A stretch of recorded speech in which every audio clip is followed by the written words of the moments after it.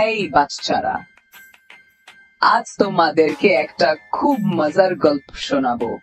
দুই ভাই বোন সাফওয়ান আর সাফার গাড়ি যুদ্ধের গল্প। এক রৌদ্রোজ্জ্বল দিনে সাফওয়ান তার সবশ্রেষ্ঠ রঙিন খেলনা গাড়ি সাজিয়ে রেখেছিল।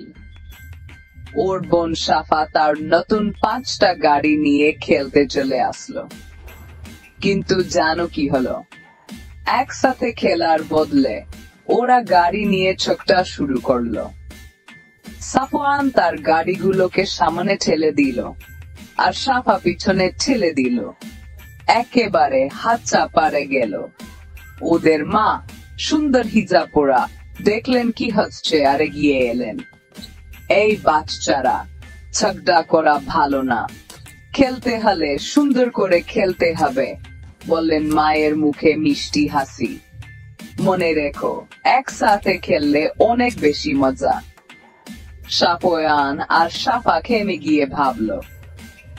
সাফওয়ান হেসে বলল, তুমি ঠিক বলেছ মা, আমাদের একটা টিমের মতো খেলা উচিত। ওদের মা একটা দারুণ বুদ্ধি করলেন। তিনি আরো 7টা খেলনা গাড়ি এনে দিলেন। আর জানো কি, আরো অনেক বন্ধু এসে যোগ দিল। ওরা সবাই মিলে একটা বিশাল গাড়ির রেস করার সিদ্ধান্ত নিল।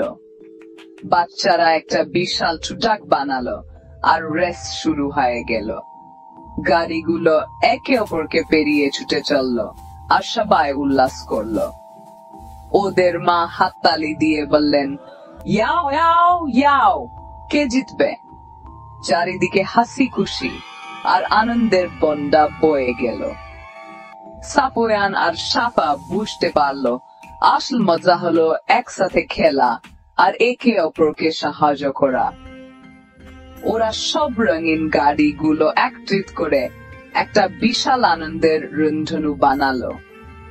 ওরা সারাদিন ধরে খেললো, রেস করলো, হাসাহাসি করলো আর দিন শেষে একটা প্রতিজ্ঞা করলো, আমরা সব সময় আনন্দ করে খেলবো আর কখনো ঝগড়া করবো না।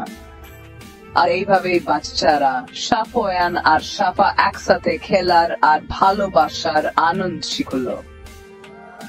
মনে রেখো, টিম হিসেবে কাজ করলে আর ভাগাভাগি করলে সবকিছু আরো মজার হয়। আজ